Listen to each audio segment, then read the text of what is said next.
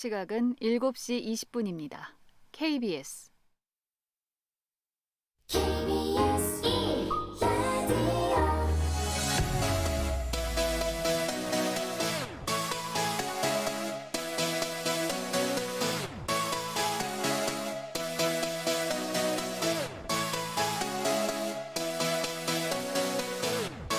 KBS 열린 토론.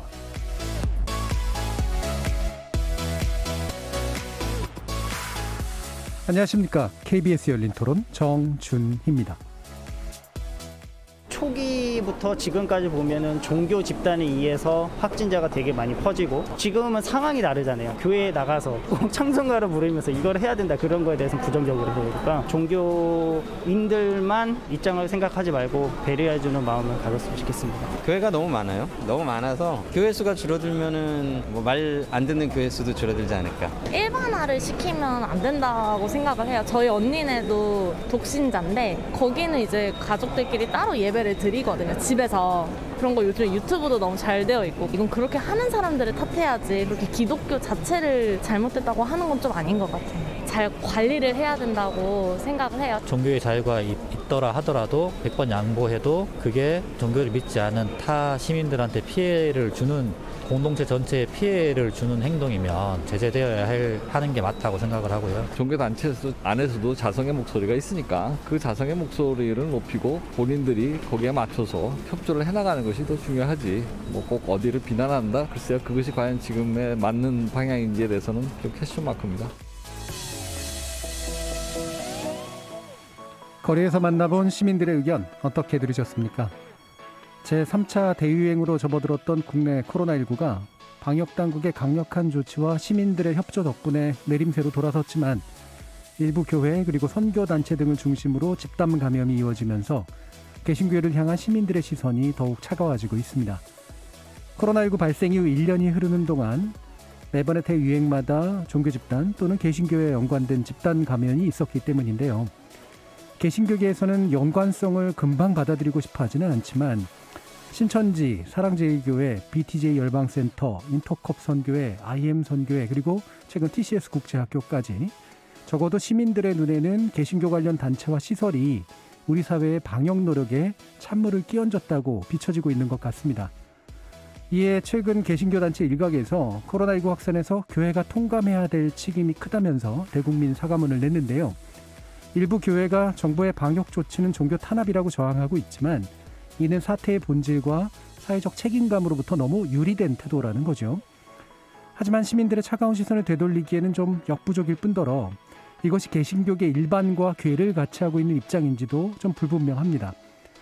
오늘 KBS 열린 토론에서는 개신교계가 코로나19 방역 참여에 관련해 갖고 있는 진심과 실제는 무엇인지, 혹 몰아가기식 언론 보도로 인한 불만은 없는지, 또 종교의 자유에는 아무런 제약이 없어야 한다고 보는 건지, 코로나19 이후 시대를 대비하는 교회의 변화는 어디에서 시작되어야 될지, 개신교계의 다양한 목소리를 대표하는 분들과 함께 이야기 나눠보겠습니다. KBS 열린 토론은 여러분이 주인공입니다. 문자로 참여하실 분은 샵 9730 누르시고 의견 남겨주십시오. 단문은 50원, 장문은 100원의 정보 이용료가 붙습니다. KBS 모바일 콩, 트위터 계정 KBS 오픈, 그리고 유튜브를 통해서도 무료로 참여하실 수 있습니다. 날카로운 의견과 뜨거운 참여 기다리겠습니다. KBS 열린 토론 지금부터 출발합니다. 살아있습니다. 토론이 살아있습니다. 살아있는 토론, KBS 열린 토론. 토론은 라디오가 진짜입니다. 진짜 토론, KBS 열린 토론.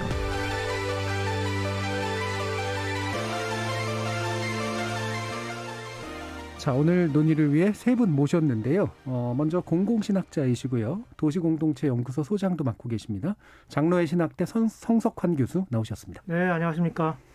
자, 그리고 이비인후과 전문의세요. 그리고 성산생명윤리연구소 이명진 소장 나오셨습니다. 네, 반갑습니다. 그리고 교회개혁실천연대 이현주 사무국장 나오셨습니다. 네, 안녕하십니까. 반갑습니다. 청취자 여러분들도 다양한 의견 있으시면 부탁드리겠습니다. 자, 지금의 상황. 이게 참 처음에는 이제 종교 집단으로 좀 뭉뚱그려졌다가 이제 최근에는 이제 개신교라는 식으로 또 이제 좁혀지는 그런 방식으로 나타나는데 사실 이 사이에는 꽤 간극이 크긴 합니다. 아까도 말씀드렸지만 예를 들면 신천지와의 관련성은 어떻게 볼 거냐, 최근에 선교센터라든가 이런 거는 말 그대로 개신교의 어떤 교회라고 볼 거냐 이런 문제부터 해서요. 그런데 어쨌든 그러니까 아까도 말씀드렸던 것처럼 어떤 인식에 의해서건 간에 우리 국민들이 개신교단에 대해서 다소 안 좋은 시선들을 가지게 된 그런 상황들에 대해 여러 가지 우려가 이제 생기고 있는 건 사실인 것 같죠. 그래서 이제 한국기독교협의회나 한국 YMCA 전국연맹 등이 일부 이제 사과문을 이제 발표하셨는데 이런 상황도 또 어떻게 이해해야 될지에 대해서도 좀 궁금하기도 합니다. 그래서 전반적으로 현재 국면을 바라보시는 어떤 입장과 시각 또는 뭐 느낌 이런 것들을 처음 좀 말씀 들으면서 이야기 시작해 보도록 하겠습니다.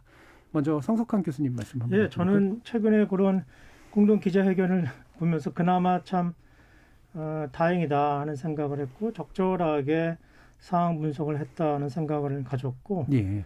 뭐 그렇게 그 다양한 사람들이 참여한 건 아니지만 일부 진보적인 개신교계가 참여했음에도 불구하고 나름대로 기독교계의 자정적인 목소리를 대변했다 하는 점에서는 다행스럽게 생각했습니다. 예. 그러니까 일단 일부에서 이제 만들어진 목소리이긴 하지만 전반적으로 상황에 대한 분석이나 개신교계가 생각해야 될 부분 이런 것들은 잘 전달된 것 같다. 네. 이렇게 보시는 거죠. 자, 이명준 소장님 어떠신가요? 네, 이제 한국 기독교 교회 협의회와 한국 YMCA 전국 연맹 등에서 이제 진보적 개신교의 공동 회견을 발표를 했습니다. 네. 네. 헌법에 보장된 그 사상과 표현의 자유가 있기에 각 단체 그 입장을 먼저 존중합니다. 네. 하지만 이제 보는 시간은 서로 좀 차이가 있는 것 같아요. 네. 첫째, 이 사과는 사과의 주체와 또 내용이 매우 중요합니다. 내 생각대로 했다고 해서 다 사과가 되는 것이 아니거든요. 먼저 NCCK나 YMCA 등에서 이 단체의 성격상 기독교 전체를 대표하지 않는다. 네. 우리 송 교수님 말씀하셨는데 그렇습니다. 이렇게 이 단체들이 사과문을 발표했지만 그러니까 전체를 대표할 수 없는 부분이기 때문에 그런 점을 하나 대표성이 부족하다는 점을 짚고 싶고요. 또 이미 이런 확진자가 발생된 교회와 단체에서 사과를 다 했습니다. 했는데 또 이게 한다는 건 뭐 그 자체로 큰 의미가 있어요. 네. 그런데 이 내용을 봤을 적에 전문가 입장으로 봤을 적에 전문가 뭔가 좀 아시는 부분이 있다 하는 네. 생각을 많이 합니다. 뭐냐면 이제 코로나에 대한 정확한 이 병에 대한 전문적인 지식이나 그 통계를 근거하지 않고 너무 이렇게 추상적이고 뭐라 할까요? 이 느끼는 대로 했다라고 할까요? 뭐 네. 이런 부분들이 좀 이제 아쉬운 부분은 많이 남아 있습니다. 이제 이런 부분이 자칫 이래서 진정한 사과의 이런 내용이 국민들에게 자칫 오해를 불러일으킬 수 있는 그런 여지가 상당히 많이 남아 있어요. 예. 특히나 내용 중에 보면은 이제 뭐 이념적인 그런 내용이 나오는데 뭐 코로나는 뭐 이념하고 전혀 관계 없습니다. 그래서 이제 코로나는 게 질병 그 자체이기 때문에 그런 이제 과학적 팩트와 통계를 좀 근거해서 이제 입장을 좀 발표해 주셨으면 좋았을 것 같다는 생각이 들어서 말씀드리고 이제 구체적인 것은 이제 좀 뭐 전문가로서 이제 토론을 지나가면서 과학적인 근거를 하나하나 이제 말씀드리면은 교회에 대한 오해와 또 진실이 좀 자리 잡을 것 같습니다. 예. 네. 아마 그 오해와 진실이라는 측면이 아마 이따 좀 더 자세히 얘기가 될 것 같은데 이제 사과 자체는 충분히 할 수도 있는 일이고 바람직한 측면도 있으나 그 사과가 전부가 이제 그 사과의 어떤 근거로서 인정될 필요는 없는 것 같다라는 생각이신 거잖아요. 네, 그렇습니다. 상황에 대한 파악도 약간 다르신 것도 있는 거고. 그렇습니다. 예, 알겠습니다. 이현주 국장님. 네, 저는 조금 더 뭐 간단하게 말씀드리자면 사과는 필요했고 네. 또 사과에 대한 뭐 내용들도 아무튼 필요했다라는 생각이지만 중요한 것은 사과에 대한 책임 있는 행동이 과연 뒤따르고 그 책임 있는 그 실천적 지침이 무엇이냐라고 하는 것에서는 굉장히 부족하다라는 생각이 듭니다. 그러니까 내용을 보면 한국교회 한 면을 지적하고 있는데요. 방역에 대한 왜곡과 선동, 가짜 뉴스와 음모론의 생산, 예배의 자유를 수호한다는 명분으로 법적 다툼을 하는 것, 그리고 사회를 위험에 빠뜨리는 것, 방역에 대한 문제를 정치적 사안으로 변질시키는 것, 이런 내용들을 지적했단 말이죠. 네네. 그러면 이후에 이런 문제가 반복적으로 일어났을 때 그러면 과연 교회는 어떻게 대처할 것인가? 이런 내용들이 실제적인 지침들이 좀 등장을 해야 그러면 앞으로도 이런 일들이 재발되지 않는 아주 중요한 의미가 있을 텐데요. 이런 책임 있는 행동에 대한 부분들이 빠진 것에 대해서 좀 아쉽고 이런 부분에 대해서 한국교회가 너무 느슨하게 생각하고 있는 거 아닌가. 예. 그냥 죄송하다 말만 하면 다 무마시키는 것처럼 하고 있는 것은 아닌가라는 생각도 듭니다. 그러니까 뭐 사과 필요했고 교계의 각성을 촉구한 건 맞는데 구체적인 실천 지침까지 이어지지 못했다. 네, 그렇죠. 그런데 그게 혹시라도 이 사태를 좀 약간 안일하게 보는 측면도 있지 않은가 네, 네, 이런 그렇습니다. 생각도 있으신 것 같네요. 자, 그러면 아까 이제 그 이명주 소장님께서 말씀 주셨는데 뭔가 이제 팩트 얘기를 이제 하실 거면 이제 아마 수치가 나올 것 같습니다. 그렇죠? 아, 약한데. 그래서 다른 분들이 수치를 가지고 반박하실 수 있을지 모르겠습니다만. 이거 뭐 이 수치라는 것은 예. 이제 누구나 같이 공유하는 거기 때문에 네. 이거는 뭐 이제 객관적인 수치이기 때문에 이제 예. 들으시는 대로 그냥 분석하시고 판단하시고 같이 토론하면 좋을 것 같아요. 예. 네, 네. 한번 말씀 주시죠. 그러니까 이를테면 이게 이제 대유행의 진원지가 대부분이 따라서 개신교회 관련 단체고 그러니까 책임을 물어야 된다라는 인식에 뭔가 잘못이 있다라고 생각하시는 건가요? 예. 먼저 이제 그 성명서에도 그렇고 예. 질문하실 때 이제 우리 정 교수님 이제 사회 보신 교수님께서 진원지라고 했는데 네. 그 진원지의 그 개념이 어떤 거라고 생각하시나요, 우리 교수님? 제가 진원지라고 생각하는 건 아니고요. 예. 제가 집단 그러시니까. 감염이 일어난 질문에 곳. 그렇게 나와서 예. 실은 이제 그 진원지의 그 단어적 정의는 이제 네. 어떤 이제 사건이 발생되는 군원을 말하잖아요. 예. 교회는 그 진원지는 아닙니다. 그냥 그게 감염 원 중에 하나가 되었었죠. 예. 그래서 이제 진원지라는 표현은 잘못된 표현이고 실제 진원지는 이제 그 중국의 우한 지역이죠. 그래서 이제 그거를 이제 먼저 바로 잡았으면 좋겠고요. 자칫 이제 지금 이런 것들이 교회에 대해서 이렇게 많은 곱지 않은 시선들이 있는데 꼭 이제 교회에서 바이러스를 막 배출하고 바이러스 생산은 생산 공장인 것처럼 이렇게 생각하는 착시 현상이 있어요. 이런 것들은 이제 병에 대한 전문 지식이 없으면 이런 생각과 판단을 충분히 할 수 있습니다. 충분히 이해가 갑니다. 왜냐하면 대다수의 국민은 사실 그렇게 생각할 것 같지는 않은데요. 예를 이제 들면 하나하나 교회에서 뭐 바이러스가 만들어졌다거나 예. 여기서 막 생산해서 퍼뜨린다거나 이런 생각할 것 같지는 않거든요. 그렇죠. 예. 그런데 실제적으로 뭐 그렇게 진원지라고 말이 나오면 그렇게 돼 있습니다. 현재 우리나라는 이제 거의 깜깜이 이제 환자들이 한 20-30% 차지하고 있어요. 예. 그러니까 이제 지역 감염이라고 그러는데 먼저 이거 우리가 이 병에 대해서 이제 전염병에 대해서 개념을 좀 갖고 이렇게 토론을 했으면 좋겠습니다. 이 전염병이라는 것은 보통 3단계를 거쳐서 이제 정복이 돼요. 첫 번째가 심리적 단계하고 심리학 단계고, 그다음에 수학적 단계를 넘어서 이제 의학의 단계에서 종료가 됩니다. 이 심리학 단계가 뭐냐면 처음에 이제 병이 발생됐을 때 병이 모르니까 또 사람이 죽어가니까 되게 불안하거든요. 이거는 이제 심리학 단계라고 합니다. 그러다가 시간이 지나가면서 어떻게 하니까 이게 병이 안 걸리더라. 또 병이 병의 성격이 어떻더라. 이제 알아가지요. 경로를 분석하고 원인을 가서 제거하기 시작하면서 네. 원인 이 안전 수칙을 만드는 단계가 수학적 단계입니다. 이제 더 넘어가서 이제 백신이 만들어지고 치료약이 만들어지면 의학적 단계로 전염병이 이제 종료가 되죠. 그런데 이제 저희들은 이제 첫 번째 이 정부에서 각 단계마다 많은 실책이 있었어요.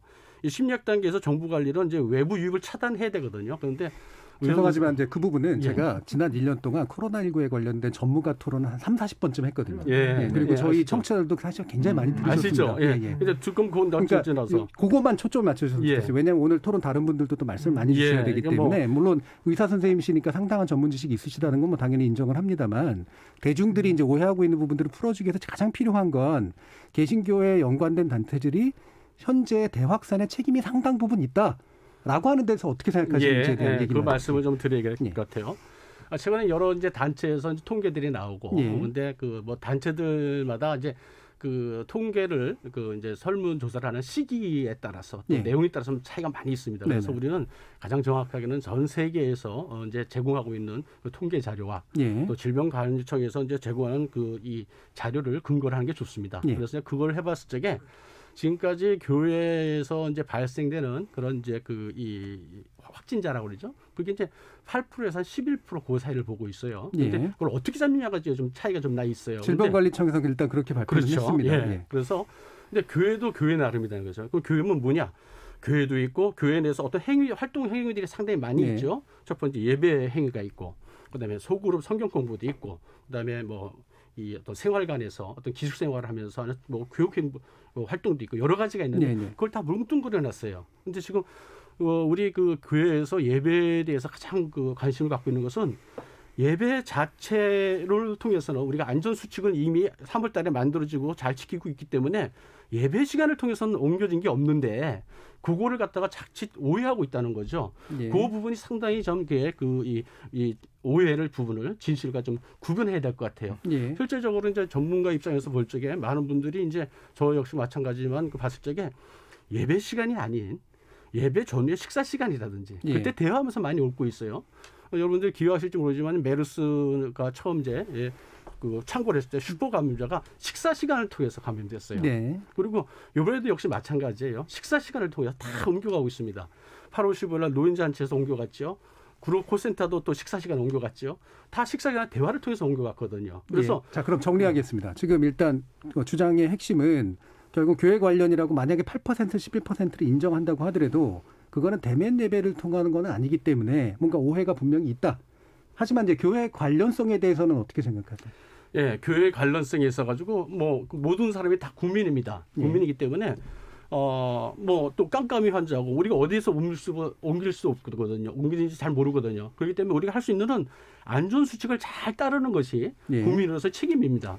그게 바탕이 되지 않으면은 문제가 되죠. 그런데 안전 수칙을 잘 지키고 있는데도 이제 그런 오해를 받는다. 그러면 억울한 거죠, 솔직히. 예, 알겠습니다. 근데 안전수칙을 잘 지키느냐 문제랑 실제로 결과가 왜 일어나느냐의 문제를 따지는 것도 약간 다른 문제라서 자, 그러면 뭐 수치를 뭐 11로 놓건 33으로 놓건 뭐 20으로 놓건 간에 일단 상당수의 어떤 것들을 이제 보고서 이게 이제 교회의 특정 어떤 행동이나 메커니즘과 연관이 돼 있기 때문에 따라서 교회가 어느 정도는 그 책임을 인식해야 된다라는 부분에서 어떤 생각들을 가지고 계시는지 요거 물어볼게요.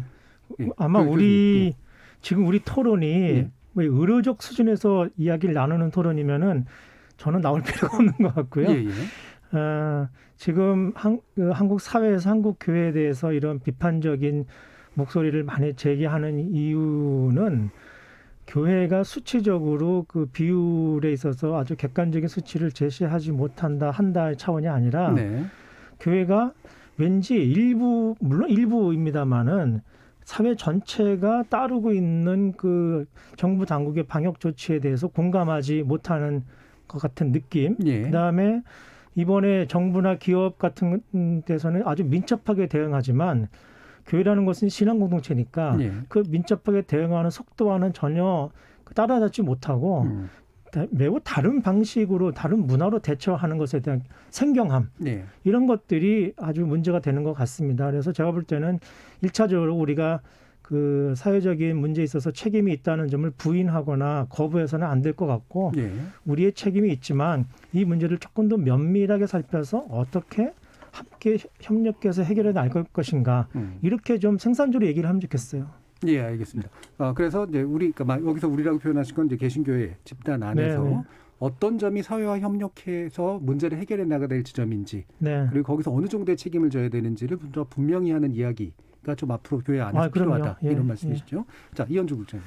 네, 그 진원지가 교회라고 하는 지적에 대해서는 그건 당연히 받아들여야 되는 부분이죠. 그것이 뭐 지표로도 나와 있는 상황이고 1차, 2차, 3차 팬데믹에 대한 또 우리나라의 집단 감염에 대한 여러 가지 원인들을 분석하고 이야기를 할 때 그 부분에 대해서 개신교권에서 분명한 책임이 있다라고 하는 것들은 이미 사회적으로 이미 알려진 바고 또 이 부분에 대해서 자꾸 우리가 뭔가를 숨기고 뭔가를 좀 회피하는 모습으로 간다면 사실 이미 드러난 한국 그 교회 내 관리적 시스템이 부실하다라고 하는 게 드러난 거거든요. 그렇다라고 한다면 이것들을 분명하게 인정을 해야 다음에 문제를 해결할 수 있지. 이것들을 자꾸 이렇게 저렇게 회피하는 방식으로 가면 결국 문제는 흐려지고 원인도 흐려져서 결국 바꾸고 그다음에 개선해 나가고 변화해야 나갈 그 지점을 찾지 못한다고 하는 거죠. 더더욱 중요한 거는 뭐냐면 한국 교회가 가지고 있는 목회자와 특정 리더를 신성시하는 아주 부패한 교회 문화가 있어요. 그래서 결국 목회자가 어떤 생각을 갖고 있느냐, 특정한 리더가 어떤 생각을 갖고 있느냐가 정부의 방역 지침에 대해서 어떤 식으로 대처하느냐에 그 멤버들에게 영향을 끼치거든요. 또 한 가지 이제 아까 이제 예배 후에 식사 문제다라고 이렇게 말씀하셨지만 만약 그렇다라고 한다면 그러면 예배 후에 식사를 통해서 집단 감염이 발병됐다라고 한다면 결국 시민성을 포기한 교인들이 교회 내에 있다라고 하는 것을 인정하는 거 아닌가? 그렇다고 하면 그 원인을 해결하기 위해서 우리가 어떤 노력을 기울여야 하는가? 근데 이런 점들을 좀 찾아가야 하고요. 또 마지막으로 정말 아쉬운 거는 아까 이제 불안의 기제 이제 소장님 이야기하셨지만 인간의 불안의 기제를 가지고 꾼들이 등장했잖아요. 정치꾼도 등장했고 장사꾼도 등장했습니다.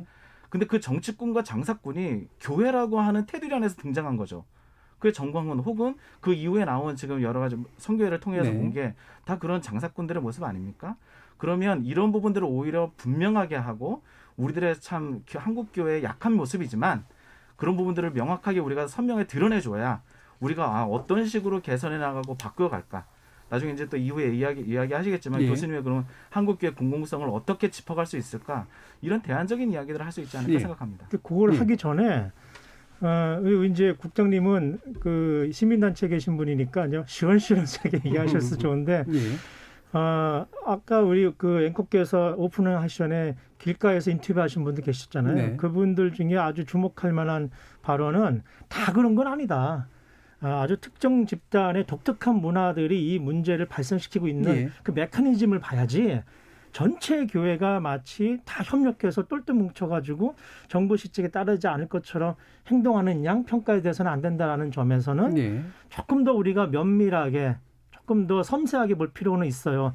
만약에 이렇게 그런 어젠다로만 확 밀어붙이면 말씀하신 대로 우리가 함께 협력해서 더 나은 사회를 위해서 우리가 어떻게 만들어 갈 것인가 문제는 없어지고 교회만이 어떤 변화를 가져야 될 것인가만 얘기하게 되거든요. 예. 나중에 우리가 논의하게 되겠습니다만은 공공성의 문제도 교회와 사회의 협력 관계에서 발생하는 문제이지 지금 교회가 너무너무 문제가 돼서 교회만이 뭔가 변하게 되면 이 문제가 다 사라질 것 같이 네. 생각하는 것은 조금 문제가 있다. 예. 그러면 이제 그 아까 이제 이현주 네. 국장님께서 이제 요약해 주신 그 부분을 좀 약간 좀 풀어가지고요. 이렇게 한번 논의를 해보죠. 이를테면 그 신천지 사태라든가 아니면은 뭐 사실 예전에 그 저 배달 업체라든가 이런 데서도 또는 또 그 콜센터 이런 데서도 사실 집단 감염이 발병을 했잖아요. 그러면 거기에 대해서 우리가 비난을 하는 거는 그 집단 자체를 비난하는 게 아니라 거기서 집단 감염이 발병하게 만든 어떤 방식을 이제 그렇죠. 우리가 짚어서 예. 이제 예. 해결해야 되는 거잖아요. 그렇게 된다면 만약에 이제 교회나 교회하고 관련된 단체에서 이런 집단 감염이 다른 데에 비해서 좀 더 많이 발병한 것처럼 보이는 적어도 그 이유는 아까 이제 말씀 주신 바로 따르면 나쁜 마음을 먹고 있는 어떤 사람이 굉장히 강한 어떤 카리스마적인 리더십을 발휘해서 실제로 이제 그 뭐랄까요 사람들 선동하게 되는 그런 식의 일들이 특정 교회의 어떤 방식으로는 존재를 하고 있고 그게 현재와 같은 문제를 낳는 데 있어서 일부 문제가 분명히 일어나고 있다. 그게 전체 교계의 문제는 아니겠지만 라고 이제 만약에 본다면 이 부분에 대해서는 마찬가지로 생각을 하시나요, 교수님? 물론이죠. 예. 그러니까 조금 우리 기독교 내부의 문제를 이런 그 일반 방송에서 너무 디테일하게 얘기하는 게 부담스럽습니다만은 예. 다른 어떤 그 사회적 단체나 제도보다도 특별히 개신교 공동체는 굉장한 친밀감을 가지고 있어요. 네. 그리고 공동의 신념이나 공동의 고백을 서로 확인하면서 유대감을 느끼게 되고 네. 그것이 그 자신들의 신앙을 더 강하게 만든다고 느끼는 그런 독특한 문화가 있거든요. 예.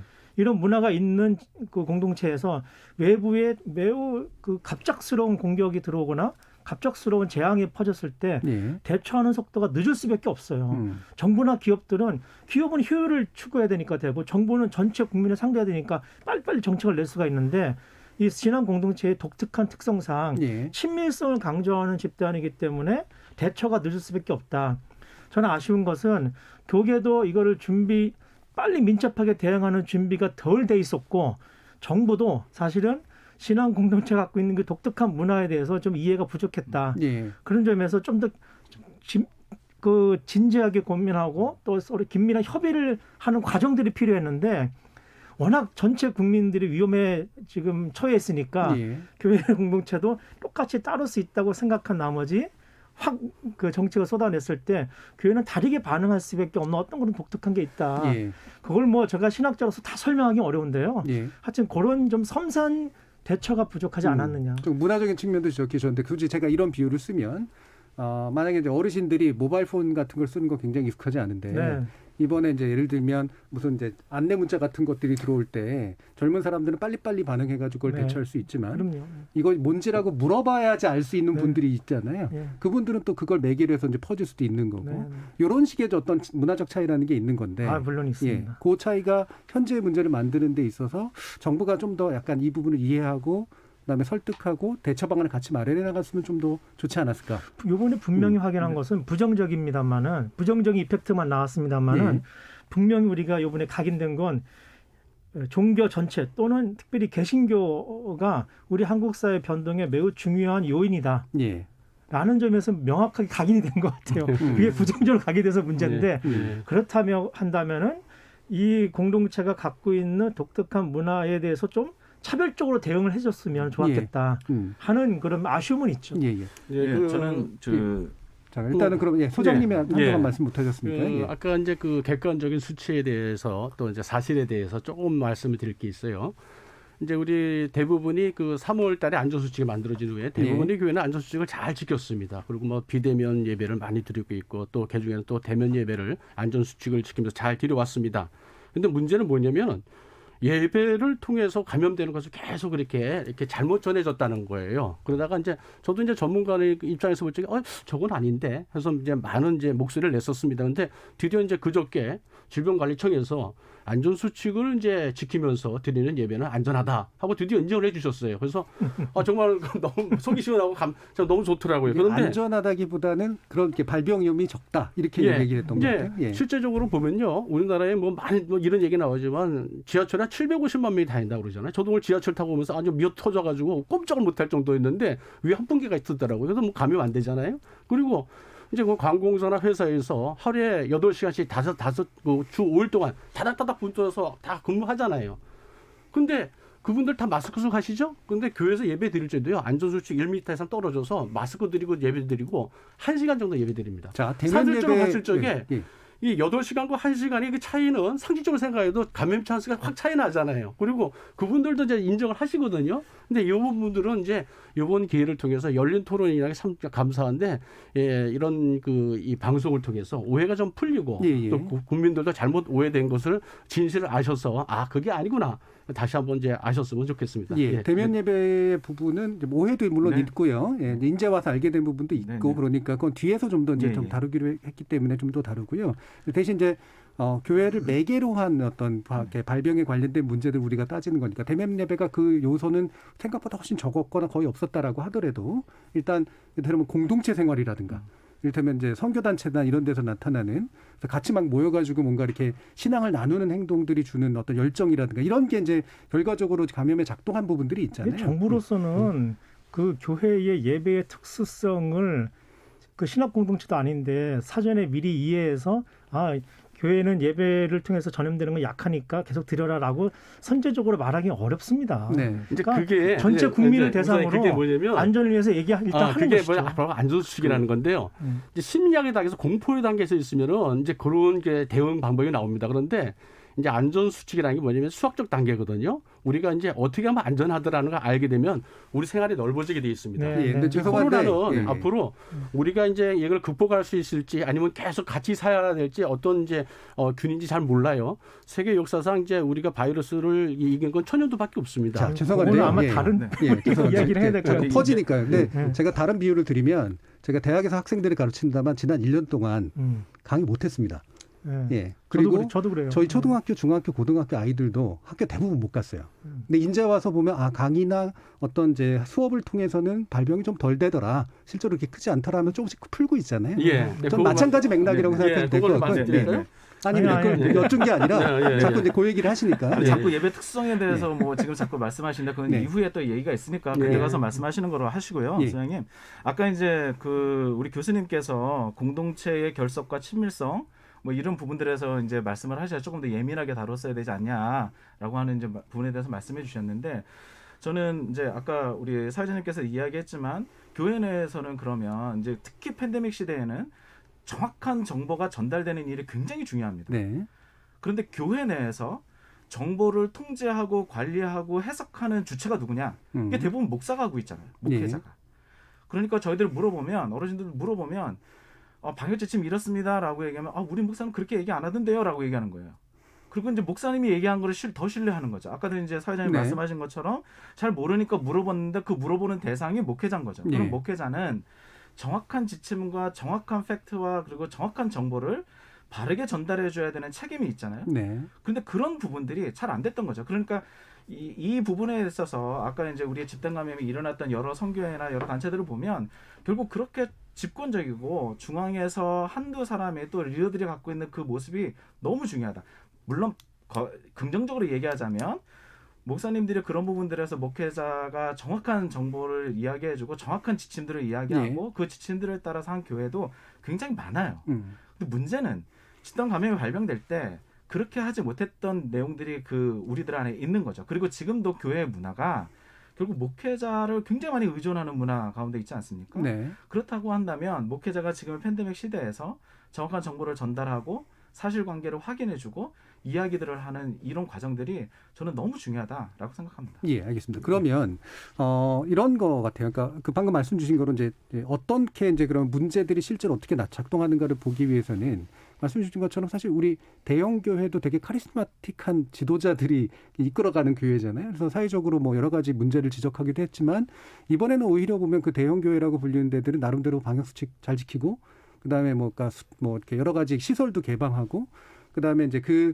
지도자들의 어떤 그 이야기로 신도들이 뭐 온라인 예배라든가 이런 식의 것들에 대해서 상당히 동참을 하고 이런 모습들이 나타나고 실제로 이제 발병도 거의 안 나타났던 반면 보면 뭐 그게 굳이 이단이라고 불러야 될지 모르겠습니다. 마찬가지의 어떤 속성을 지니고 있지만 특정 소규모 공동체라든가 소규모의 어떤 뭐 신천지 같은 그런 집단들 개신교하고 뭐 직접적 연관성 없다고 할 수도 있겠습니다만 이런 데서는 또 이제 반대 상황들이 이제 나왔잖아요. 그러니까 비슷한 맥락이 어떻게 쓰이느냐에 따라서 되게 다른 효과가 나타났다. 이제 이렇게 볼 수가 있는 건데 그럼 개신교단의 입장에서는 이 부분을 분리하기나 거리두기 방식으로 다시 말하면 이거는 따라서 이런 특성을 가진 일부 집단이다라고 말을 하는 것이 맞는 건지 아니면 어떻게 이해를 해야 될지 이 부분도 좀 궁금하거든요. 그 아까 말씀드린 그 친밀 다른 어떤 그 사회적 제도나 그 집단보다 그 굉장히 강력한 친밀성을 매개하고 있다라고 말씀을 드렸는데 이 친밀성이 어느 교회에서는 굉장히 위계적이에요. 네. 좀 전에 사무국장이 얘기해 주신 것처럼 어느 교회는 굉장히 수평적이고 또 좋은 교회들, 민주적인 교회도 있는가 하면 대부분이 이제 좀 그 과거 지금까지 성장한 교회들은 카리스마틱 리더십을 통해서 위계적으로 그 친밀감이 형성돼 와 있었거든요. 근데 그게 우리가 얘기하니까 위계적인 거지 지금까지는 그걸 통해서 교회가 굉장히 신앙생활을 충실히 해온 겁니다. 네. 근데 코로나라고 하는 것은 이 친밀감을 허용하지 않는 거거든요. 그렇죠. 예. 근데 큰 교회나 공간이 넉넉하거나 그것을 동원할 수 있는 그 정책에 따를 수 있는 자원들을 많이 가지고 있는 교회들은 오히려 효율적으로 빨리빨리 대처하는데 그런 동원할 자원이 없는 교회들이 이 친밀성을 컨트롤하지 못해요. 왜냐하면 다른 것들로 예컨대 온라인이든 문화든 뭐 다른 서비스든 자원이 많은 큰 교회들은 빨리빨리 대처할 수 있는데 작은 교회들은 그게 없으니까 그냥 과거의 그 유계적 친밀성 안에 계속 유지하는 거죠. 네. 그러다 보니까 더 가까워지고 그러니까 훨씬 더 전염력이 훨씬 빨리 발동될 수밖에 없는 그런 문화적인 차이가 있다고 저는 봅니다. 그럴 가능성이 충분히 있습니다. 근데 이게 코로나가 과연 어떤 병이냐? 되게 너무 무섭고 가공스러운 병이냐? 이제 이거를 좀 한번 따져봐야 될 것 같은데요. 근데 그거는 또 다시 아니 왜냐하면 지금 코로나 선생이 아니라 지금 거리성에 관한 얘기이기 때문에 이거를 갖다가 그 객관적인 사실을 갖다가 그 무시하고 토론을 하게 될 때는 그 이제 토론할 의미가 없어요. 왜냐면 그러면 이게 심각한 병이 아니라는 말씀이세요? 이제 말씀을 드릴게요. 한번 들어보시고 판단하시면 될 것 같아요. 현재로 이제 전 세계 어저께부로 이제 전 세계 1억 400만 명이 이제 걸렸어요. 그리고 그 중에서 이제 사망률이 이제 2.1%예요. 근데 그 나머지 회복하게 된 그 분들이 7,500만 명이고 현재 이제 각 병을 가지고 있는 분들이 한 2,600만 명 되는데 2,600만 명 중에서 무증상이나 경증인 분이 얼마나 되라고 생각하십니까 보통? 나는 아무도 증상도 없는데 그냥 지내. 근데 하여튼 검사를 봐봤어.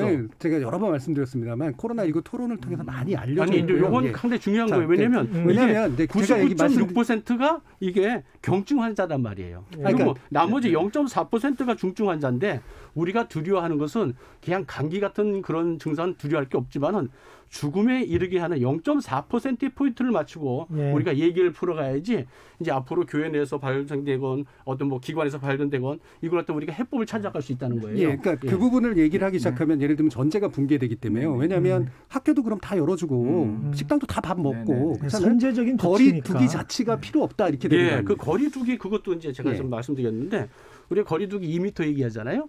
소셜 디스턴싱이라는데 이건 이제 마스크가 없는 상태에서 6피트를 얘기합니다. 1.8m. 그래서 이제 저희 의학적으로 이제 과학적인 수치가 나왔어요. 마스크를 벗고 1m를 떨어졌을 적에 이게 옮은 그 수치가 82%가 떨어집니다. 감염률이. 그래서 네, 1m 예, 알겠습니다. 그 예, 거리두기가 아니고요. 예. 정강훈이나 이제 이단 이제 이런 이제 부류들을 예. 개신교 이제 정통 교단에서 그러니까 실제로 거리두기를 문제가 하는 것에 소장님, 대한 아니, 지금 그러니까 이 우리가- 토론이 누구 한 명에 대한 비난을 위한 물론이죠. 토론이니까 열린 토론이 아니죠. 그럼요. 이거는. 그러니까 네. 자꾸 지금- 이렇게 정의하지 마시고요. 예. 왜냐하면 제가 전문가님들 많이 만나봤거든요. 예. 예, 그러니까 사실은 실제로 감염병 예방 전문가들도 제가 많이 만났습니다. 그러니까 오늘은 그 논의를 하지는 말아달라는 말씀이고요.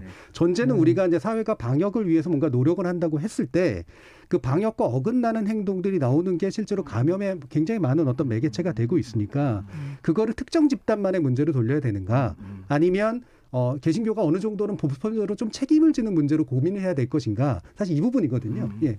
예, 저는 일부 좀 거리두기의 모습을 보이는 것에 대해서는 좀 아쉬운 면이 있습니다. 네. 이 기독교라고 하는 그러니까 개신교권 안에 그 테두리 안에 지금 품고 있잖아요. 예를 들자면 이제 정광훈 씨에 대한 부분도 분명하게 이런 부분들에서 이단으로 이게 정죄하거나 아니면 확실하게 선을 긋지도 못했거든요. 네. 그러니까 여러 번에 걸쳐서 이야기가 됐지만 사실 정광훈 씨에 대해서도 여전히 긍정적인 평가를 교단 내에서 내리고 있고 이장 통합교단에 이렇게 계시겠지만 심도 있는 연구가 필요하다라고 하는 연구하는 것으로 그냥 끝나버렸어요. 예.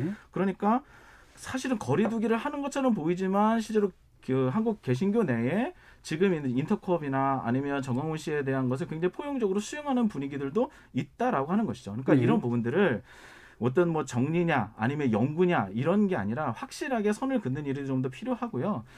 한국 개신교회가 여기서 책임을 회피하려고 하는 모양새가 아니라 지금 제가 조금 더 느끼는 적극적으로 거는 예, 잠깐만요. 이거는 꼭 예, 제가 무슨- 발언권을 드릴 때 해주십시오. 예. 좀 더 적극적으로 이런 부분들에 나서서 나는 문제가 아니고 나는 아니다라고 하는 이야기가 아니라 예. 우리 안에 얼마든지 이런 부분들이 일어날 수 있다. 이거는 한국 교회뿐만이 아니라 어디든지 일어날 수 있는 부분들이니 예. 함께 개선하고 노력하는 모습으로 좀 더 선회하고 조금 더 개혁과 변화의 모습으로 나가는 일들이 필요로 하지 않을까. 예, 일부 마치기 전에 한 마디씩 듣고 이제 정리할 테니까요. 예, 말씀 주시죠. 소장님. 예.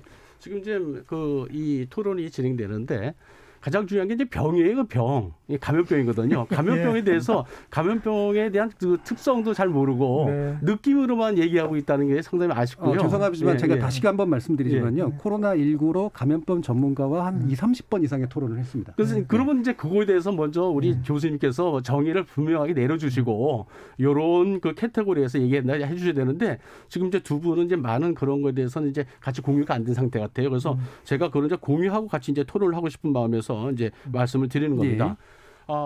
지금 0.4% 얘기했는데 이제 왜냐하면 제가 이게 토론을 진행을 하면서 지금 어려움은요. 예. 그러니까 왜 말씀하시는지는 알겠고 그걸 말씀하시고 싶어하는 욕망도 이해합니다만 토론의 주제에 맞춘 이야기들을 좀 해주시는 게 그래야지 토론이 진행될 때 다른 분들도 이제 거기에 맞춰서 얘기하실 수 있잖아요. 그러니까 제가 질문을 드렸던 건 뭐 예를 들면 이렇게 얘기하실 수도 있습니다. 정광훈 목사 같은 데가 실제로 그렇게 많은 문제를 일으킨 거 아니다. 이렇게 보실 수도 있는 거고 아니면 일으켰지만 우리도 같이 고민해야 된다. 이렇게 보실 수도 있는 거고 거기에 대한 견해를 여쭈는 거예요. 그러니까 저는 이제 이게 토론에 참석하게 된 게 이제 윤리 전문가로서 또 의사 전문가로서 어떤 객관적인 수치와 그 이제 객관적인 사실을 이제 말씀드리고 같이 토론에 참여하려고 하는데 누구를 정죄하거나 임의 재판하는 그건 아닌 것 같아요. 그러니까 객관적인 수치로 판단하시면 되잖아요. 예, 객관적인 수치는 이제 말씀드려도 뭐 이제 정광훈 목사님에 대해서 자꾸 얘기를 하는데 뭐 그런 자체가 우리의 토론에 크게 도움이 되지 않은 것 같아요. 전 국민을 봤을 때 그분 개인적인 일이고 이제 특히나 개신교에 대해서도 그분이 정부가 대척점에 서 있다는 것 때문에 실은 저희 교회가 피해를 많이 받거든요. 예. 그런 부분에 대해서 이제 정확하게 좀 짚는 부분이 있어야 될 것 같아요. 예. 오히려 실제적으로 아까 말씀드린 우리 예배에 통해서 옮지 않았는데 예배를 통해서 옮겼다고 잘못 오해가 되는 부분 이런 부분들이 진실이 규명이 돼야 한다는 거죠. 근데 이 진실이 규명되는데 1년 걸렸어요. 1년.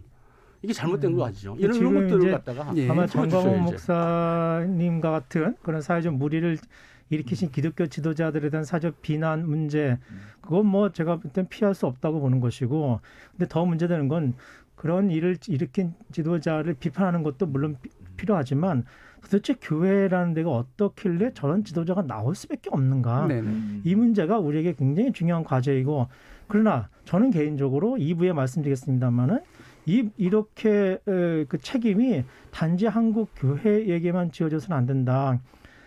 정치권이나 경제권에도 정광훈의 버금가는 사회적 무리를 일으키는 많은 제도들이 발생하는데 네. 우리 사회 전체가 가지고 있는 문제점들의 총체적 관점에서 교회도 그 안에 속한 단체로 바라봐야 되고 예. 그런 전체적인 메커니즘 속에서 정광훈이라는 인물을 어떻게 규정할 것이냐의 문제지 예. 이것을 개인의 어떤 그 비난으로만 환원해서 말해버리면 뭐 우린 출구는 없다 이렇게 생각합니다. 알겠습니다.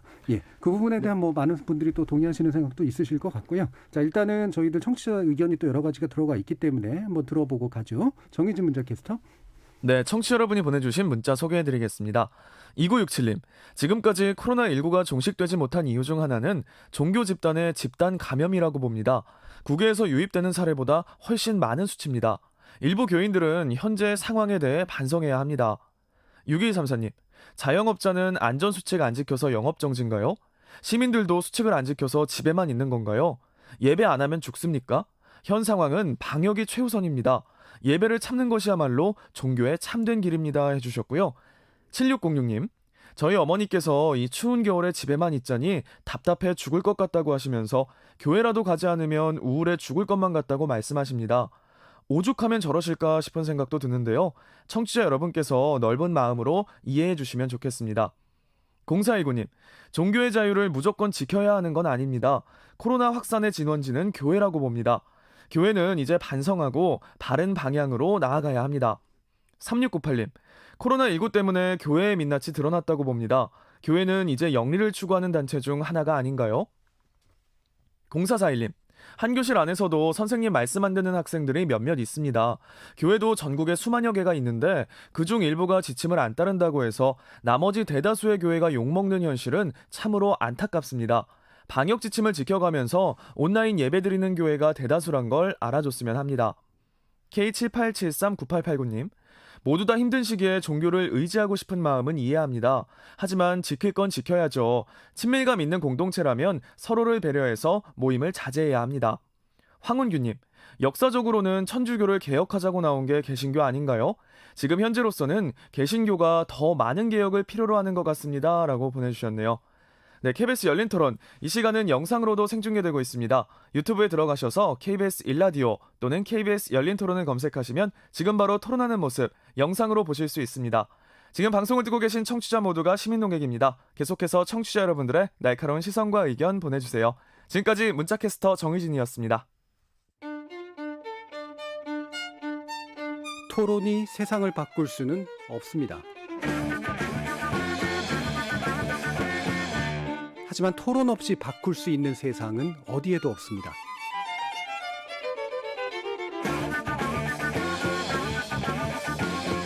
세상의 선한 변화를 갈망하는 당신.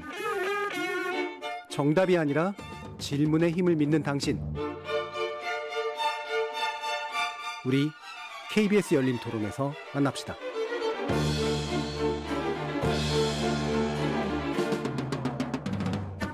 KBS 열린 토론, 오늘은 개신교계와 코로나19 방역에 관련된 문제를 놓고 세 분 함께 토론하고 있는데요.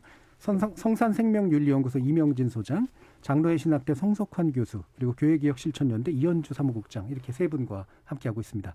자, 2부에서는 우리가 뭐 여러 가지 이제 인제에서 알게 된 것들 또는 비로소 아직도 모르고 있는 것들까지 다 고려해서 이제 우리 교회가 어떤 방식으로 이제 방역과 함께하고 그다음에 방역 이후의 시대까지도 이제 같이 대비해야 될까, 이런 부분, 좀 변화에 관련된 부분을 주로 말씀을 나누면 좋을 것 같은데요. 그 중에 하나 이제 대면 예배 얘기입니다. 아까 이제 이 소장님도 굉장히 많이 강조해 주셨던 얘기이기 때문에 이 부분도 이제 짚고 넘어가야 될 것 같은데, 대면 예배가 그렇게까지 막 집단 감염에 있어서 중요한 매개체는 일단 아니다라고 하는 인식들이 조금씩은 생겨나고 있지만, 이것에 이르기까지 이게 뭐 오해라든가 이런 식의 문제라기보다는 마찬가지로 다 뭐 예를 들면 카페에서 관련된 문제, 식당에서 관련된 문제, 대중교통이나 학교에 관련된 문제들도 이제 와서 알게 되는 것들도 있고 아직도 모르는 것들도 있잖아요. 그러면 대면 예배라고 하는 것에 대해서 우리가 이제는 어떤 입장과 태도를 가져야 되는가에 대해서 한번 좀 말씀을 주시면 좋을 것 같아요. 이 부분 일단 성석환 교수님 말씀 여쭤보겠습니다. 예배야말로 종교의 가장 중요한 행위인데, 이것은 각 종교마다 거기에 합당하는 신학이 있습니다. 그래서 예배 신학적으로 얘기할 수 있겠습니다만은 청취자들을 고려해서 그런 깊은 말씀을 드릴 수가 없을 것 같고, 대면 예배를 통해서만 소위 자신들이 귀한 신을 만날 수 있다고 생각하는 것은 매우 유아기적인 발상이라고 저는 생각을 하고 지금 이 방역이 이루어지는 상태에서 다양한 방식으로 대면 예배를 대체하는 다양한 방식 예배가 이미 이루어지고 있거든요. 예. 그런 다양성의 예배들이 오히려 한국 교회를 저는 건강하게 만들고 있다고 봅니다. 예, 예배 자체가 가지는 신앙적 중요성은 대단히 중요하나 다만 예배 형식은 되게 다양할 수 있고 네. 이미 실천이 진행되고 있다라는 말씀이시죠. 이명진 소장님. 네, 그 대면 예배냐 비대면 예배냐 이거에 대해서 이제 저는 두 가지 다 찬성합니다. 예. 특히나 먼저 비대면 예배의 필요성에 얘기 말씀드린다면 비대면 예배는요 우리가 이제 그 교회에 예배당에 나올 수 없는 분들에서 꼭 필요합니다. 이제 질병이 걸려서 몸이 아파서 예배당에 참석 못하는 네. 분들 또는 이제 뭐 북한이나 또는 뭐 무슬림 지역에서 예배를 드릴 수 없는 그런 상황이 있는 분들에게는 이 말씀이 전해주는 귀한 은혜의 도구가 되지요. 하지만 이제 그 대면 예배는 가능한 한 저희들이 그 안전 수칙을 지키거나 할 수 있는 한 최선을 다해서 지키는 것이 성도로서의 어떤 이 자세가 아닌가 생각됩니다. 새로운 뭐 뉴 노멀 그래가지고 비대면 예배도 그걸 많이 강조하시는데요. 한번 이제 생각해 보셔야 될 겁니다. 비대면 예배 사람이라는 것이 그래요. 이게 앉으면 눕고 싶고 누우면 또 자고 싶은 게 사람의 심리입니다. 집에서 비대면 예배를 드릴 때 그 신앙인의 자세가 어떤지 한번 자문해 보셨으면 좋겠어요. 처음에 정말 정자하고 하나님 앞에 그 올바른 신앙인의 자세로 앉아서 예배를 드리고 있는지 아니면 소파에 앉아서 편한 자세로 들고 있는지 특히나 또 이제 아이들에 대한 문제도 있어요. 예. 아이들이 그 신앙이 상당히 걱정이 되는데 처음에는 아이들도 예배 드리자 가지고 이제 잘 합니다. 그러면 이제 어른들은 2배의 시간이 걸리죠. 그런데 그러다 보면 이제 드디어 그리고 이제 내버려 두죠. 그럼 아이들은 딴짓하게 돼 있어요. 아이들의 신앙이 무너지는 쉽게 말해서 신앙인의 경건이 무너지는 문제들이 있고 또 이제 우리 교수님이 말씀하셨지만 노인분들은 인터넷을 잘 못 다뤄요. 네. 그러다 보니까 누군가한테 생자를 굶고 있단 말이죠. 이런 이제 문제들이 있습니다. 그래서 그렇다면 좀 어떤 방법을 우리가 취할 것인가? 그랬을 적에 우리가 알려진 안전수칙을 지키면서 대면 예배를 드리는 방법을 이미 정부에서 이제 알려줬고 이제 제공하고 있고 예. 또 2일 전에는 안전수칙을 지키면서 드리는 예배는 안전하다고까지 인정을 받았습니다. 그러면 거기에 대한 해법을 찾아 나가면서 우리가 이것을 해결해 나가야지 이건 안 되고 저건 되고 이렇게 딱 잘라서 하는 건 안 되고 예. 과학적 근거와 객관적 근거에 따라서 우리가 이제 접근했으면 합니다. 알겠습니다. 네, 소장님. 네. 교수님, 사무국장님. 예. 교수님 말씀하신 다양한 방식으로 하는 것에 대해서 저는 굉장히 많이 동의하고요. 예. 그러나 지금 나온 방역 지침에 관련돼서 상당한 허점이 있습니다. 네. 단지 예배당 좌석수 수도권은 10%, 지방은 20%, 광주나 지자체는 이제 금지로 진행하는 곳도 있는데요. 근데 이 지침이 다 표현하지 못한 부분이 있습니다. 지금 말하고 있는 부분은 예배가 진행될 때만을 상정하는데 예. 교회는 큰 예배실도 있고 작은 예배실도 있고 부속실도 있습니다. 다양한 공간에서 10%를 상정할 수 있고요. 여러 차례 반복해서 예배를 드립니다. 그럼 로비나 다양한 곳에서 들고 나고 하는 과정들이 생겨나게 되는 거죠. 자연스럽게. 그러면 자연스럽게 접촉할 수밖에 없고 자연스럽게 이 부분에 대해서 눈에 보이지 않는 또 확산의 위험이 여전히 상존하고 있다라고 하는 거죠. 대부분 조명을 사용하고 있는 시설의 특성상 창문이 없어서 환기가 쉽지 않은 부분들도 사실 있습니다. 또 하나는 방역에 루틴이 생길 때 더 큰 문제가 일어나는데요. 10% 모이니까 괜찮을까 20% 모이자, 20% 모이니까 괜찮을까 50% 모이자라고 했을 때 이런 식으로 늘어나게 되면 완벽하게 통제될 수 없는 코로나19로 인해서 또다시 집단 감염이 발생할 수 있는 위험성도 있습니다. 예. 모든 것이 좀 종식되어지고 우리 모두가 다 안전하다라고 하는 인식이 좀 있을 때까지 서로가 참고 또 이 부분에 대해서 방역 지침을 잘 지키는 일들이 필요합니다. 사실 작은 교회 목사님들이나 또 많은 목사님들 정말 대면에서 예배하고 싶고 친밀감을 누리고 싶거든요. 근데 그걸 못하고 있잖아요. 못하고 있는 아쉬움들이 사실은 더 굉장히 큽니다. 그러니까 정말 지금 있는 지침들 또 지금 있는 여러 가지 수칙들을 좀 잘 지켜서 이 코로나19가 빠르게 좀 종식되는 시기가 앞당겨졌으면 좋겠습니다. 예. 지금 방금 목사님 말씀하신 대로요. 정말 이 방역에 대해서는 아무리 강조해도 지나침이 없습니다. 하지만은 우리가 현대를 살고 있고 과학의 시대에 살고 있기 때문에 심리학의 단계에서 벌벌 떨면서 살 필요는 없습니다. 우리가 안전수칙을 지키면서 그게 안전수칙은 뭔가 안전한 수칙입니다. 그것을 지키면서 우리가 예배를 드릴 수 있는 방법이 있는데 그것을 하지 않는다는 것도 네, 그건 제가 100% 동의 드리는데요. 네. 또한 100% 동의하지 못하는 지점은 디지털 방식으로 종교 경험을 했을 때 아날로그 방식보다 현저히 감도가 떨어진다. 이 전제는 그거야말로 비과학적인 태도가 아닌가 제가 생각을 해보고요. 세대적 차이는 있을 것 같아요. 특히 아날로그 예배, 대면 예배에 익숙해서 그걸 통해서 종교 경험을, 신앙 경험을 충분히 해왔던 세대들은 또 그렇게 해야만 그게 충족될 것 같고, 그러나 우리가 알다시피 이미 전 세계는 디지털화돼 가고 있고 피할 수 없는 미래이고 기왕에 이렇게 새로운 상황이 주어졌고 뉴노멀이 되어가고 있는데 우리가 충분히 디지털을 기술을 활용하지 못해서 그 신적 임재나 또 자기 종교적 경험을 충분히 누리지 못하는 건 우리 책임이고, 교계나 신학계가 더 노력해서 그런 방안을 찾아야 되는 건 우리 책임이고, 다가 우리 젊은 세대들이나 이미 이런 디지털 문화에 익숙한 사람들에게는 그들이 그런 방식으로 새로운 신앙 경험을 할 수 있도록 빨리 대안을 찾아 나가는 것이 우리 교회를 위해서도 더 좋지 않은가 생각해 봅니다. 네, 아주 좋은 자, 그럼 의견입니다. 이현우 사무국장님, 예, 네. 그러니까 뭔가 다양한 실천들, 또 좀 더 새로운 실천들이 이제 이후에는 확실히 좀 더 새로운 습관들을 만들고 새로운 문화로 또 자리 잡고 이래야 되지 않을까요? 근데 이런 거에 대한 경험이랄까, 이런 거에 바탕에서 어떤 말씀 주실 수 있을까요? 다양한 실천들이 좀 있었으면 좋겠는데요. 네. 첫 번째는 목사가 성경 해석을 좀 독점하는 문제를 좀 해결했으면 좋겠습니다. 왜 이 얘기를 하냐면 성도 개개인이 어떻게 예배를 드려, 지금 뭐 비대면이냐 대면이냐 이런 문제들, 예배에 대한 어떤 중심적인 이야기들, 그거는 성경을 잘 해석하면 나오는 문제거든요.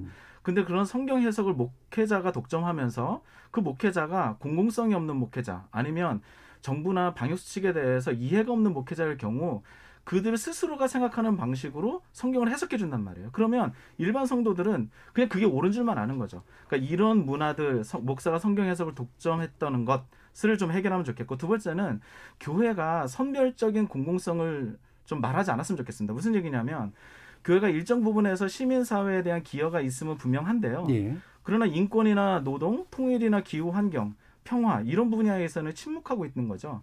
오히려 이런 부분들도 좀 다양하게 목소리를 내면서 교회를 회복하는 어떤 실천적 지침들이 나오지 않을까. 세 번째는 교회가 사회적 불평등에 좀 적극적으로 대처해야 됩니다. 지금 팬데믹 시기를 우리가 보내면서요, 굉장히 사회가 불평등한 시대가 됐거든요. 부자인분들은 그나마 견딜 수 있는 부분일지 모르겠지만 자영업자나 소상공인들, 이미 가난을 경험하고 있었던 사람들은 더 극심한 어려움 가운데 있다는 얘기죠. 예. 근데 이런 사회적 불평등을 교회가 좀 앞장서서 불평등을 해소하기 위한 어떤 실천의 지침들을 좀 내놓고 부자와 가난한 자의 간격이 좀 더 줄어들도록 만들고 함께 살아갈 수 있고 함께 우애를 나눌 수 있는 이런 모습들을 교회가 먼저 앞장서서 이야기하고 또 실천적으로 해나갈 때 교회가 조금 더 회복적인, 또 교회가 조금 더 좋은 모습으로 나아갈 수 있지 않을까 생각합니다. 마침 이제 공공성 얘기를 해주셔서 이거는 이제 교수님 말씀을 때 또 들어야 될 것 같습니다. 네. 많이 또 연구도 하셨고 실천도 해오셨습니까? 이제 말씀하신 거를 조금 받아서 한 가지만 더 첨언해서 일단 말씀을 먼저 우선 드리면, 지도자들이 무조건적인 절대적 해석을 하는 것도 문제이지만 그렇다고 그러면은 그 공동체 모두에게 자의적인 해석을 맡길 수는 또 없어요. 그러니까 양쪽은 그건 우리끼리 할 얘기지만 교계가 그건 서로가 준비해야 될 문제인 것 같고, 공공성이라는 차원에서는 인류의 역사에 있어서 그 민주주의의 자유의 원칙, 이 공공성의 시민사회 공공성 문제가 시작되고 기원을 찾은 것이 바로 종교 개혁에 있습니다.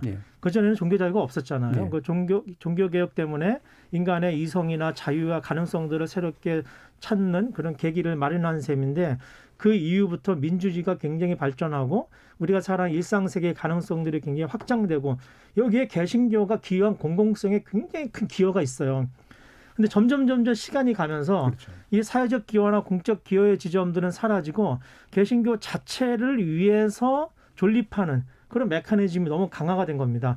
그건 이제 신대륙으로 넘어간 여러 가지 교회 역사들이 경쟁 체제를 도입하고 성장 기조를 불어일으키면서 발전해온 그런 역사가 있어서 그걸 다 읊을 수 없습니다만은, 사실 한국교회가 이번 기회에 교회가 사회적 신뢰를 얻어야만 우리가 원하는 선교를 더 잘할 수 있고 또 그렇게 해야만 종교로서 대접을 받을 수 있다는 사실을 명확하게 좀 깨달아야만 된다. 그런 기회가 돼야 된다. 저는 그렇게 생각하고 있습니다. 시민사회와의 대화, 이게 뭐 사회하고 그냥 타협하라는 소리가 아니라, 원래 이제 개신교라는 그게 개혁교회라는 뜻이고, 그 개혁이라는 게 바로 종교개혁 시대의 새로운 사회와의 어떤 교접이라 그럴까요? 만남. 그다음에 모범 이런 것들과 연결된 거 아니에요? 그렇게 말씀드린 예. 이유는 우리가 잘 아는 알랭드 보통이라는 작가가 있잖아요. 이 사람이 무신론자들 위한 종교라는 책을 썼어요. 예, 재밌는 책이었습니다. 예, 예. 아주 저는 목회자들 예. 그 과정에서 읽히기는 하는데 예.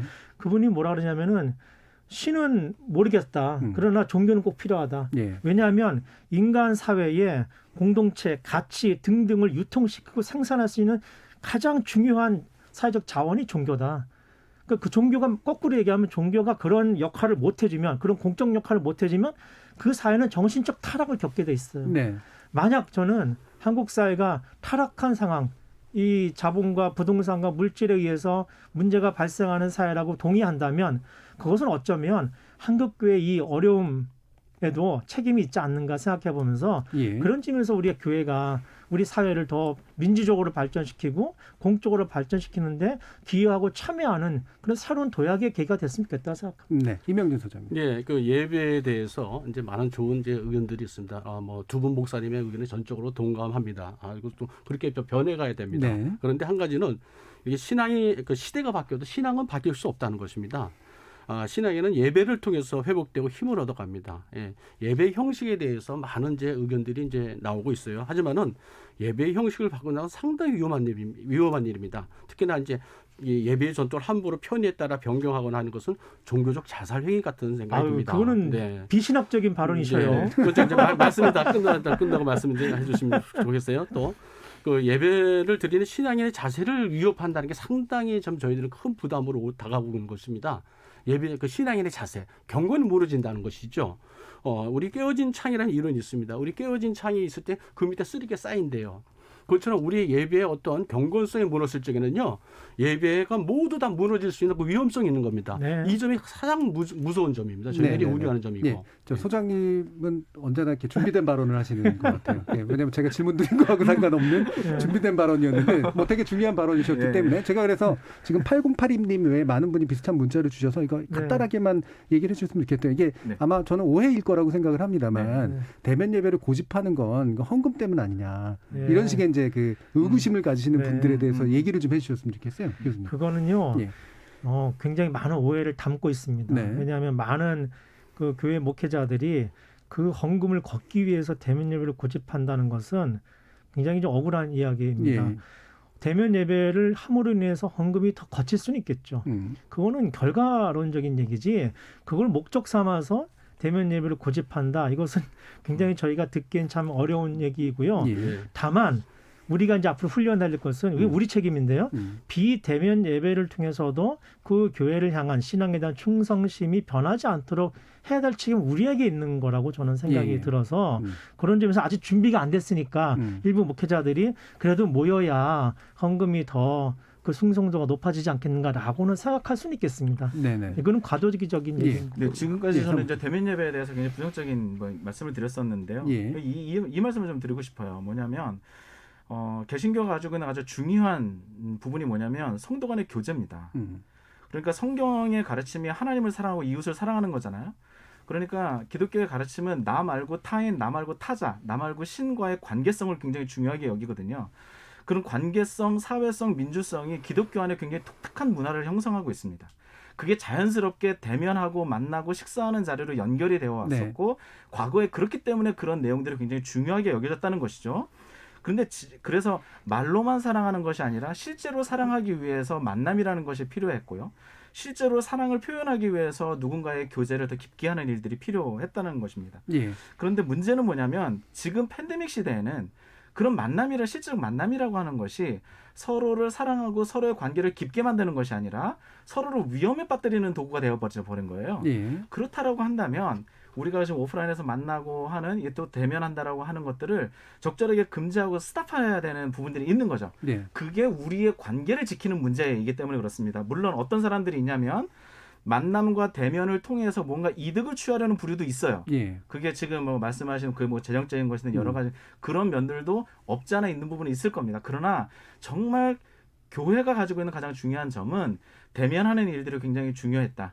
그리고 그런 관계들을 중요해서 이야기하고 있는 것이다. 그러면 지금 우리들이 기다리고 있는 것은 무엇이냐면 지금은 금지하고 지금은 스탑하고 있지만 이후에 다시 우리가 대면하고 다시 우리가 만날 날을 우리는 또 곧 보고 있지 않습니까? 백신이나 여러 가지 지금 이제 치료제 이야기도 나오고 있고요. 그렇다면 그때까지 우리가 조금 더 참고 인내하고 시민사회와 함께 공감하고 또 그 가운데서 함께 고통을 분담하는 일이 저는 필요하다고 봅니다. 그렇죠. 관계를 지키기 위해 당분간의 대면적 관계라고 하는 것들은 자제하는 이제 이런 말씀이신 네, 거죠. 네. 네, 그거 아주 좋은 말씀인데요. 이제 그런 말씀 마스크를 하지 않았을 때 문제죠. 마스크를 하지 않았을 때 이제 우리는 안전수칙이 있고 마스크를 했을 때는 대화도 되고 만남을 할 수가 있습니다. 실제로 우리가 일상생활을 영위하고 있거든요. 사회생활을 영위하고 회사생활을 하고 있습니다. 그런데 마스크를 한 상태에서 전염됐다는 과학적 근거가 나오지는 않았어요. 그렇기 때문에 그런 우려나 그 마음의 자세는 상당히 참 우리가 가질 필요는 있으나 하지만은 그 과잉되게 해가지고 우리가 사회가 우리 생활이 위축되고 또 모든 것이 이제 이 제한돼서 생활도 이게 어려워지고 또 아이들의 그 학업 그 격차도 넓어지고 커지고 노인분들은 우울증에 빠지고 뭐 이런 것들을 조금이라도 좀 우리 생활의 영역을 넓혀가는데 지혜를 모아야 될 때가 아닌가 이런 생각이 좀 듭니다. 예, 뭐 무슨 말씀인지 알겠습니다. 그러니까 우리가 공포에 의해서 지나치게 대면이라고 하는 것이 모든 것의 문제를 나는 것처럼 이해하지만 사실 우리가 대응을 잘하다 보면 일정 정도의 대면은 충분히 감당 가능한 그렇죠. 형태가 될 수도 있다는 그런 말씀이시잖아요. 자, 그러면 아까 이제 송석환 교수님께서 공공성 문제를 얘기해 주시면서 이제 약간 더 이제 필요한 얘기들이 있을 것 같은데 결국에는 교회 문제를 교회 스스로 푸는 것도 중요하고 사회와 함께 푸는 것도 중요하고 네. 사회한테 어떤 이미지나 메시지를 또 주는 것도 되게 중요하잖아요. 물론입니다. 이런 다층적인 관계를 어떻게 좀 해결해 가는 게 좀 필요할까요? 그 한국교회가 처음 한국 땅에 왔을 때 그 정말 나라 잃었을 때거든요. 네. 그때 의료를 세우고 기관을 세우고 학교를 세운 엄청난 그 발전에 기여를 했어요. 그렇죠. 예. 또 전쟁통에도 그 고아와 과부를 먹이고 입히는 일에 많은 교회들이 헌신을 했고요.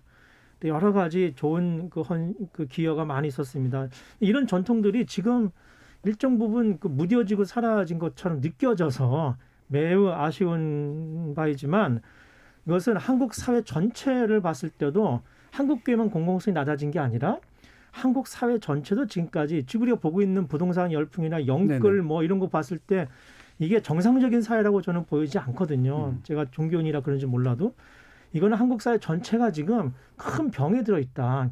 아쉬운 건 또 그 목사의 한 사람으로서 책임감을 통감하는 건 종교만이라도 끼어 있어서 사회가 이렇게 가지 않도록 우리가 지켰어야 되는데 그걸 못했다는 점에서 책임을 통감하나 이것은 우리 한국 사회 전체적인 민주적 발전과 가치가 다시 살아나고 회복되도록 할 때 누가 할 수 있나라고 했을 때 좀 청취자들께서 조금만 더 기다려주시면서 교회가 스스로 이러한 자각을 할 수 있도록 여유를 조금만 주시면 좀 더 발전적인 방향으로 사회와 협력해서 할 수 있는 일이 교회에 엄청난 자원이 있습니다. 네. 그것을 공적으로 끌어내서 지역사회와 함께 협력하고 또 정부와 함께 거버넌스를 만들어서 교회의 일정 물적 자원들을 동원해가지고 사회를 발전시키는 데 협력하는 일을 많은 일들을 하고 있어요. 지금. 예. 그런 사역자들도 있고 좀 전에 말씀하신 것처럼 그런 교회를 성장을 지향하지 않고 사회를 섬기겠다고 하는 젊은 사역자들이 무수히 일어나고 있습니다.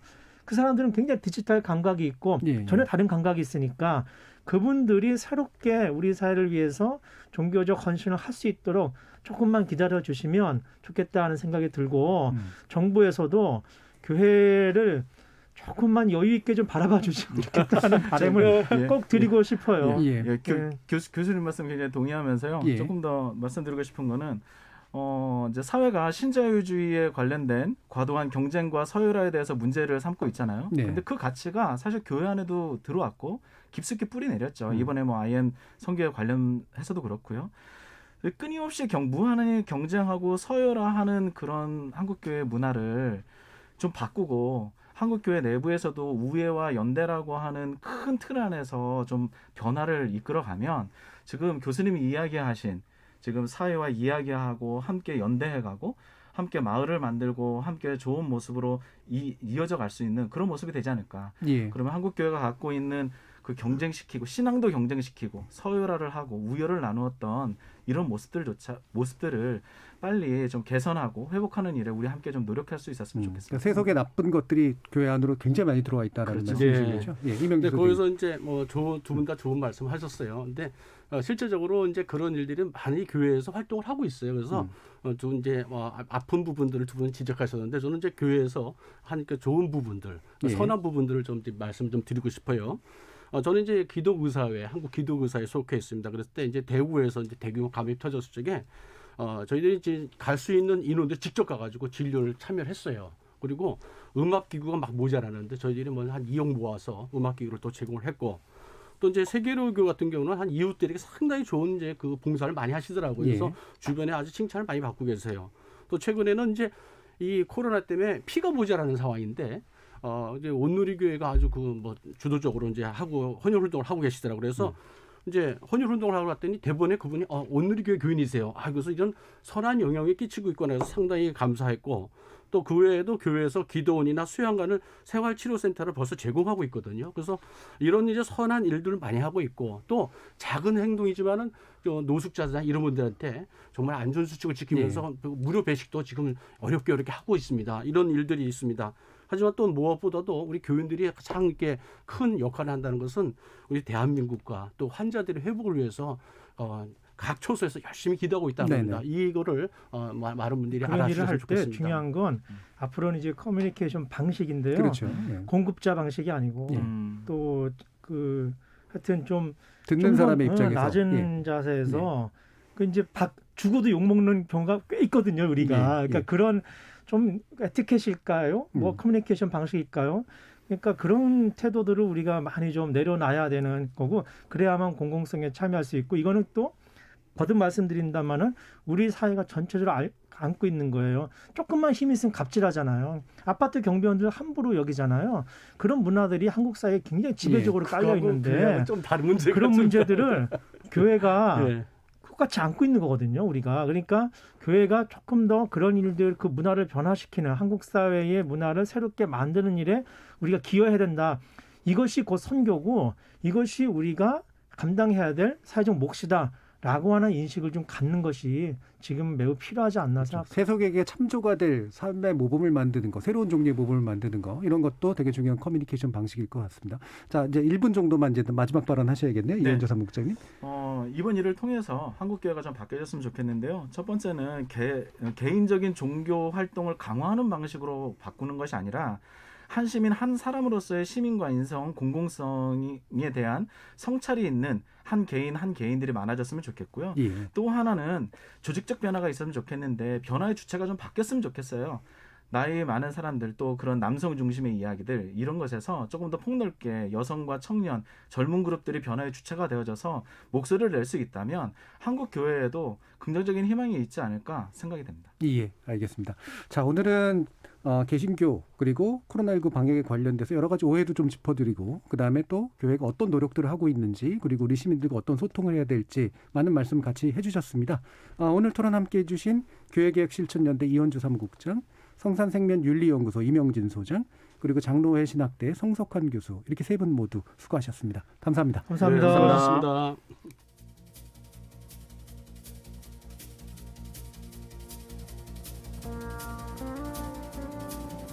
우리 인간은 여러 본능의 집합체인데요. 특정 개체의 문제를 그 개체가 속한 집단 전체의 문제로 돌리는 본능. 복잡한 문제를 단순화시켜서 특정 대상에게 모든 책임을 전가시키는 본능. 최근 개신교계에 쏟아지는 사회적 비난이 혹여나 이런 본능으로부터 나온 혐오의 결과물은 아닐지 생각해 볼 필요는 있습니다. 인간은 본능의 동물이지만 성찰이라고 하는 고차원적인 본능을 지닌 존재이기도 하니까요. 그리고 이런 성찰은 다시 개신교계 스스로에게도 적용되어야 마땅할 겁니다. 성찰이란 자신의 모습을 거울에 비춰보는 일, 즉 타인의 시선, 사회의 시선으로 스스로를 돌아보는 일이고 자기 객관화를 이룬 성숙한 존재일수록 타인의 감정과 스스로 짊어져야 할 책임에 그 누구보다도 민감하기 때문이죠. 종결한 모름지기 가장 고양된 사고와 성숙한 실천의 집합체가 되어야 되지 않겠습니까? 지금까지 KBS 열린 토론 정준이었습니다.